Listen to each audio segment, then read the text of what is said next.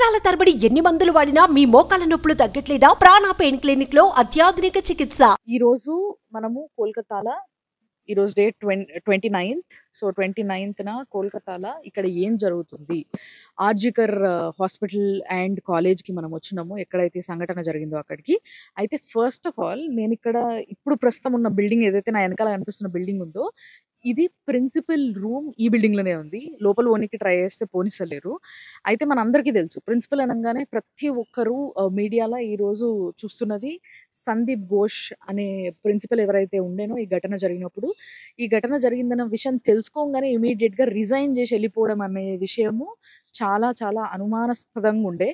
అయితే ఆయన రిజైన్ చేసి పోయిన తర్వాత ఏదైతే ఇక్కడ గవర్నమెంట్ ఉందో ఆ గవర్నమెంట్ ఏం చేసిందంటే స్టేట్ గవర్నమెంట్ ఆయనని విత్ ఇన్ 12 hours వేరే గవర్నమెంట్ కాలేజ్ లో ప్రిన్సిపల్ గా అకామిడేట్ చేయడం అనేది చాలా విచిత్రమైన విషయం. అసలు ఇట్లా ఎక్కడా జరగదు, అలాంటిది జరిగింది.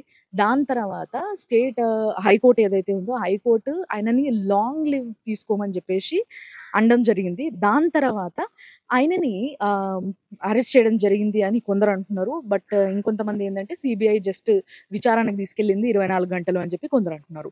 సో ఇదంతా జరిగింది సిబిఐ చేతికి వెళ్ళిన తర్వాత కొన్ని విషయాలు బయటికి రివీల్ అవ్వడం కొంచెం కష్టంగా ఉన్నప్పటికీ, అయితే ఇప్పటి వరకు ఇక్కడ నేను గ్యాదర్ చేసుకున్న కొన్ని విషయాలు, కొన్ని ఆల్రెడీ మీడియాలో ఉన్న విషయాలు ఏవైతే ప్రిన్సిపల్ గురించి ఉన్నాయో వాటి గురించి ఒకసారి డిస్కస్ చేస్తే, ఎవరైతే ఈ అత్యాచారానికి పాల్పడ్డారో ఆయన పేరు సంజయ్ రాయ్.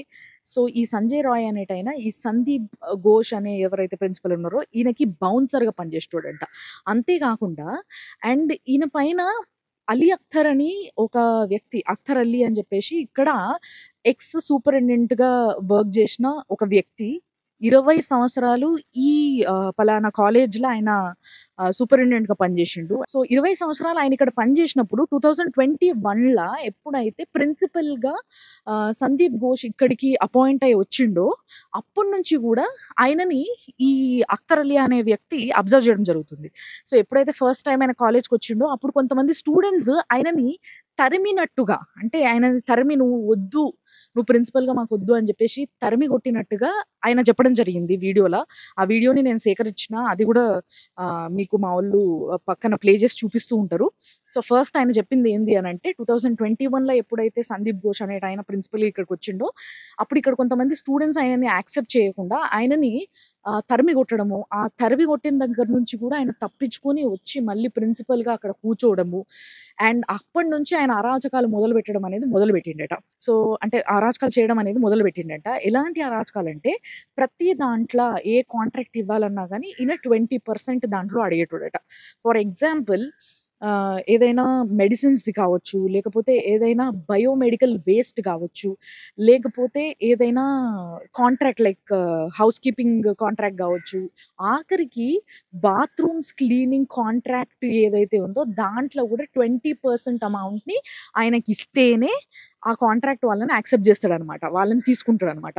సో ఈ విధమైన అధికారాలన్నీ ఆయన చేతిలో ఉండేనట. అండ్ ఆయన ఇట్లా చాలా కూడా కరప్షన్ చేయడం జరిగిందండి. ये एकदम ओपन करप्शन हो गया और फिर वो कुछ वेंडर आने लगे, सप्लायर बोलने लगे कि 20% वो कैश मांगते हैं, फिर वर्क ऑर्डर देते हैं, तो हम लोग इस तरह से आरजीकर को बाइकाट करेंगे, हम लोग काम नहीं करेंगे, फिर नहीं करेंगे ऐसा बोल करके वो लोग में से काफी लोग जो है, मगर ये मैं टाइम टू टाइम बहुत लोगों को बताया हूँ, क्योंकि देखिए मैं एक डेप्यूटी सुपर हूँ, मेरे ऊपर जो है मेडिकल सुपरिटेंडेंट है, उसके बाद प्रिंसिपल, प्रिंसिपल के ऊपर चेयरमैन ड्यूटी कल्याण समिति, फिर अमलों का हेड पार्ट।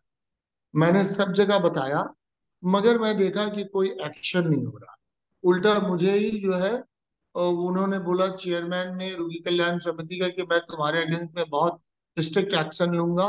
ఇదే కాకుండా స్టూడెంట్స్ ని బెదిరించడం, ఆయన తరఫున ఒక group of students work చేసేటోళ్ళంట.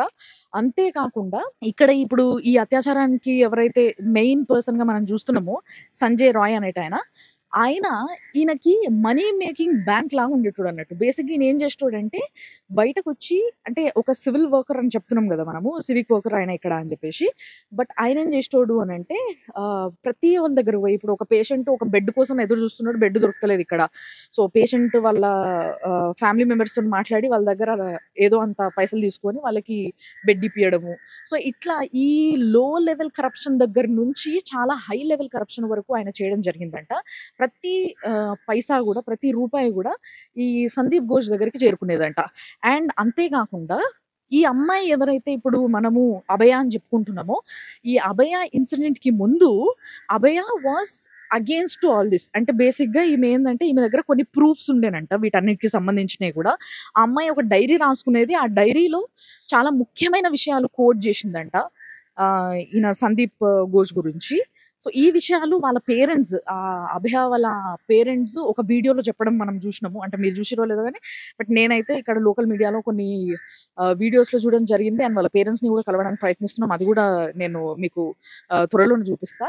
So అక్కడ పేరెంట్స్ చెప్పింది ఏందంటే, ఆ అమ్మాయి యొక్క డైరీ ఏదైతే ఉందో అది సిబిఐ వాళ్ళకి వాళ్ళు ఇవ్వడం జరిగిందంట. హ్యాండ్ ఓవర్ చేయడం జరిగిందంట. సో ఆ హ్యాండ్ ఓవర్ చేసిన తర్వాత అందులో ఒక లాస్ట్ పేజ్, ఆ డైరీలో లాస్ట్ పేజ్ ఏదైతే ఉందో దాంట్లో చాలా ఇంట్రెస్టింగ్ విషయాలు ఉన్నాయంట. ఈ ఈ ఘటన జరగడానికి ముందు జరిగిన ఏవైతే మెయిన్ ఉన్నాయో, సో ఆ విషయం బయటికి రావద్దని చెప్పేసి, ఆ విషయం నిజంగా బయటికి రివీల్ చేయొద్దని పేరెంట్స్‌కి సిబిఐ వాళ్ళు కూడా చాలా స్ట్రిక్ట్‌గా చెప్పడం జరిగిందంట. దానివల్ల ఆ విషయం బయటికి రావట్లే. బట్ ఆ డైరీలో ఏం రాసింది, ఏమేం కోట్ చేసింది, అసలు సందీప్ ఘోష్ గురించి దాంట్లో ఎలాంటి విషయాలు ఉన్నాయి, అండ్ దాని వల్లనే ఆ అమ్మాయిని సందీప్ ఘోష్ టార్గెట్ చేసిండు. Sandeep Ghosh is not a single person. ఆయనకి చాలా పెద్ద గ్రూప్ ఉంది అన్న విషయం చాలా మంది ఇక్కడ చెప్తున్న ఒక ఫ్యాక్ట్ అని చెప్పేసి అంటున్నారు. అండ్ ఇంకొకటి ఏంది అని అంటే, ఇప్పుడు మీరు నా పక్కన చూస్తున్న ఈ అఖ్తర్ అలీ అనే వ్యక్తి ఎవరైతే ఉన్నారో, ఎక్స్ సూపరింటెండెంట్‌గా ఇక్కడ ఉన్న వ్యక్తి, సందీప్ ఘోష్ గురించి ఆయన రివీల్ చేసిన చాలా విషయాల్లో ఆయన ఏమని చెప్పిండంటే, సందీప్ ఘోష్ ఇలాంటి విషయాల్లో పైసలు, స్మగ్లింగ్ అండ్ ఇంతకుముందు హెరాస్మెంట్ కేసులు కూడా ఆయన పైన ఉన్నాయి. అంతేకాకుండా వీడియోలో ఒక ప్లేస్‌లో మీరు బాగా విన్నట్టయితే, కొంతమంది ఎంప్లాయీస్‌ని, ఇక్కడ వర్క్ చేసే వాళ్ళని ట్రాప్ చేసి ఒక గెస్ట్ హౌస్‌కి తీసుకెళ్ళి తాగించి, అండ్ ఇంకా చాలా విషయాలు చేసేటోడు. అవన్నీ నా నోటితో నేను చెప్పలేను, నాకే సిగ్గుచేటుగా అనిపిస్తుంది అని ఆయన మెన్షన్ చేయడం జరిగింది. అండ్ ఇంకొకటి ఏంది అనంటే, సందీప్ ఘోష్ గురించి ఒకసారి స్టేట్ గవర్నమెంట్‌కి and at the same time మన ద్రౌపది ముర్ముర్ ప్రెసిడెంట్ మేడంకి కూడా ఈయన మెయిల్ పంపడం జరిగిందంట. ఇలాంటి అరాచకాలు ఇక్కడ జరుగుతున్నాయి, ఈ ప్రిన్సిపల్ ఇలాంటి పనులు చేస్తున్నాడు అని చెప్పేసి. బట్ ఎటువంటి రియాక్షన్ రాలేదంట. పోగా ఆ మెయిల్ ఏదైతే 2 గవర్నమెంట్స్‌కి పంపడం జరిగిందో, అది పంపిన తర్వాత కరెక్ట్ 1 మంత్‌కి ఈయననే ట్రాన్స్‌ఫర్ చేయడం జరిగిందంట. फिर मैं जब बैठ के था तो फिर मैं ऑनरेबल चीफ मिनिस्टर को फिर एक बार मेल के थ्रू एक मेल भेजा और फिर honourable president government of India को भेजा। फिर उसके 1 महीने बाद अचानक से मुझे पता चला कि मेरी पोस्टिंग हो गई है, वेबसाइट पे ऑर्डर निकल आया, तो मुझे मुर्शिदाबाद मेडिकल कॉलेज में ट्रांसफर किया गया। సో ఈయన ట్రాన్స్‌ఫర్ అయ్యిందేమో 2023లో అట్లా ట్రాన్స్‌ఫర్ చేసిరట ఈయనని. సో అప్పుడు వరకు 2021లో ఎప్పుడైతే సందీప్ ఘోష్ ఇక్కడ ప్రిన్సిపల్‌గా వచ్చిండో, అప్పటి నుంచి కూడా ఆయనను ఫాలో అయితే ప్రతీదీ కూడా మనుషుల్ని చంపడానికి కూడా వెనకకి పోని వ్యక్తి సందీప్ ఘోష్ అన్న విషయాన్ని చాలా స్పష్టంగా చెప్తున్నారు. ఘోరమైన విషయాలు ఏంది అనంటే, చాలా మంది స్టూడెంట్స్‌ని కావాలని సందీప్ ఘోష్ అనే ప్రిన్సిపల్ ఫెయిల్ చేయడం జరుగుతుండేనంట. ఫెయిల్ అయిన తర్వాత ఆ పిల్లల్ని పాస్ చేయడానికి మళ్ళీ వాళ్ళ దగ్గర దాదాపుగా 5, 6 లక్షలు, 4 లక్షలు ఇట్లా డిమాండ్ చేసేటోళ్ళంట. సో అట్లా వాళ్ళ దగ్గర నుంచి పైసల్ని వసూలు చేసి మళ్ళీ వాళ్ళని పాస్ చేయడం జరుగుతుండేనంట. ఇది చాలా కామన్‌గా మారిందంట. అంతేకాకుండా కొంతమందిని హెరాస్ చేసి, కొంతమంది అమ్మాయిల్ని హెరాస్ చేసి, ఎవరైతే వీళ్ళకి యాంటీగా వర్క్ చేస్తున్న వాళ్ళు, వీళ్ళకి అగెయిన్స్ట్‌గా బిహేవ్ చేస్తున్న స్టూడెంట్స్ మగవాళ్ళు ఉంటారో వీళ్ళని హెరాస్ చేసిన కేస్ కింద ఇరికియడము, ఇలాంటివి ఎన్నో ఘోరాలు చేయడం జరిగిందంట ఆయన. అయితే ఈయన ఎవరైతే అఖ్తర్ అలీ అనే వ్యక్తి మనతోని ఇప్పుడు పక్కన చూస్తున్నారు, మీరు మాట్లాడుతున్నారు, ఆయనతో మాట్లాడినప్పుడు ఆయన చెప్పిన ముఖ్యమైన విషయాలు ఏంది అనంటే, చాలా చాలా షాకింగ్ విషయం ఏంది అనంటే, దీంట్లో బేసిక్‌గా ఈయనకి పెద్ద టీమే ఉంది. ఏ లెవెల్ ఆఫ్ అఫీషియల్‌కి నేను కంప్లెయింట్ చేసినా కూడా ఎటువంటి యాక్షన్ తీసుకోలేదు ఆయన పైన.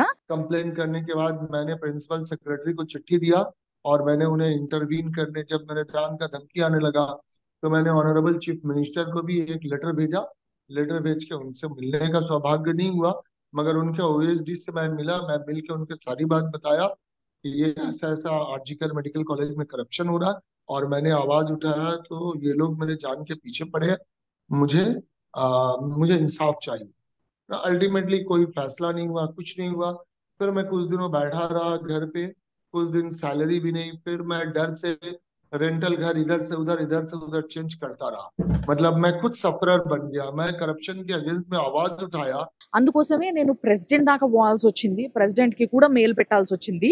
అక్కడ వరకు ఎందుకు పోయిందంటే హాస్పిటల్లో హెచ్ఓడీలకు కానీ ఇంకా ఆయన పైనోళ్ళకి కానీ లేకపోతే స్టేట్ గవర్నమెంట్ కానీ ఎవరికి నేను రిపోర్ట్ చేసినా కూడా ఎవరు పట్టించుకోలేదు, ఎవరు ఆయనని యాక్షన్ తీసుకోలేదు, ఒక మాట అనలేదు, ఆయన అరాచకాలు ఆగలేదు.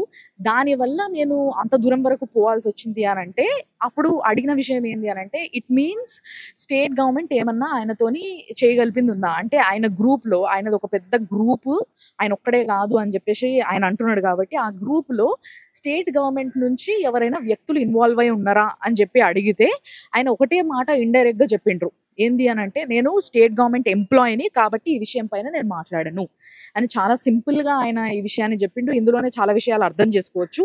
అండ్ దాని తర్వాత ఈయన పైన, ఈ సందీప్ ఘోష్ పైన ఎన్ని కంప్లైంట్స్ ఇచ్చినా కూడా రియాక్ట్ అవ్వకపోగా ఈయన పైన చాలా సార్లు దాడులు జరిగినాయంట. అండ్ ఆఫీస్లో కూడా అంటే కాలేజ్లో కూడా ఈయన మాట ఎవ్వరూ వినేవాళ్ళు కాదంట. అంటే ప్రతి ఒక్కరికి కూడా ఈయన మాట వినొద్దు, ఈయనకి మినిమం అంటే అడిషనల్ సూపరింటెండెంట్ గా వర్క్ చేసినప్పటికీ ఈయన కింద చాలా మంది ఉంటారు. సో వీళ్ళందరిలో ఏ ఒక్కరు కూడా ఈయన మాట వినేటోళ్ళు కాదంట, మినిమం ఈయనకి మంచినీళ్ళు కూడా తెచ్చిచ్చేటోళ్ళు కాదంట. సో ఆ విధంగా మొత్తం స్టాఫ్ అంతా కలిసి కూడా ప్రిన్సిపల్కి ఫేవర్గా పనిచేసే వాళ్ళు ఉండే, అది నాకు చాలా చాలా టఫ్ అయ్యింది అక్కడ నేను నెగలడం అనే విషయాన్ని ఆయన స్పష్టంగా చెప్తున్నాడు.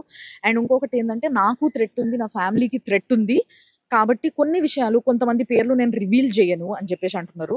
ఎవరైతే డాక్టర్ అబి అని చెప్పేసి ఇక్కడ ఒక డాక్టర్ ఉన్నారంట, ఆయన ఎవరు, ఆయన పేరు వినిపిస్తుంది అని చెప్పేసి అడిగితే అఖ్తర్ అలీ గారిని, ఆయన చెప్పిన విషయం ఏంది అని అంటే అట్లా చెప్పాల్సి వస్తే చాలా పేర్లు ఉన్నాయి కానీ నేను వాళ్ళ పేర్లు చెప్పలేను. ఎందుకంటే ఈయన అంటే ఇప్పుడు సందీప్ ఘోష్ ఇప్పుడు లైమ్ లైట్లోకి వచ్చిండు ఘోరాలు చేసి, కాబట్టి ఆయన పైన ఒక కన్ను ఉంటుంది, మిగతా వాళ్ళు దే ఆర్ స్టిల్ సేఫ్. వాళ్ళు అసలు ఇంకా బయటికి రాకుండా వాళ్ళని వాళ్ళు కప్పిపుచ్చుకొని సేఫ్గా ఉన్నారు. సో వాళ్ళు నాకు థ్రెట్ చేసే అవకాశం ఉంది, నా ఫ్యామిలీ పైన నా లైఫ్ అంతా కూడా ఇదైపోతుంది, కాబట్టి నేను వాళ్ళెవరి పేర్లు తీయను, సారీ ఏమనుకోకండి అని చెప్పేసి ఆయన చెప్పడం జరిగింది. సో ఈ విధమైన వీడియో మనకి దొరకడం అనేది, నేను ఈ విధమైన వీడియోని మొత్తం కంప్లీట్గా ఆయన ఏం మాట్లాడిండో అదంతా కూడా ట్రాన్స్లేట్ చేయడం జరిగింది. సో దీంట్లో స్పష్టంగా ఆయన చెప్పిన విషయాల్ని మాత్రమే నేను క్లియర్గా ట్రాన్స్లేట్ చేసిన. కాబట్టి ఇంకా ఇలాంటి విషయాల్ని నేను మీకు ఇంకా షేర్ చేస్తూనే ఉంటాను. మీరు చూస్తూనే ఉండండి సుమన్ టీవీలో. ఎక్స్క్లూజివ్గా కోల్కతా నుంచి ఈరోజు నేను కోర్టుకి అండ్ ఎవరైతే అభయ ఉన్నారో ఆవిడ ఇంటి దగ్గరికి వాళ్ళ పేరెంట్స్తో మాట్లాడడానికి కూడా ప్రయత్నిస్తున్నాను నేను. సో సూన్ ఆ అప్డేట్స్తోని నేను మీ ముంగటికి వస్తే చూస్తూనే ఉండండి సుమన్ టీవీ.